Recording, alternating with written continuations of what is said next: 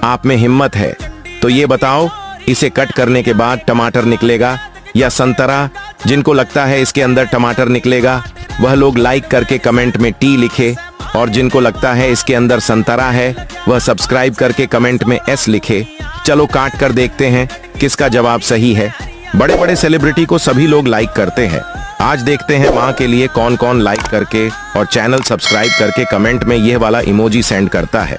दोस्तों, यह तो टमाटर था जिसका जवाब सही था। कमेंट कीजिए।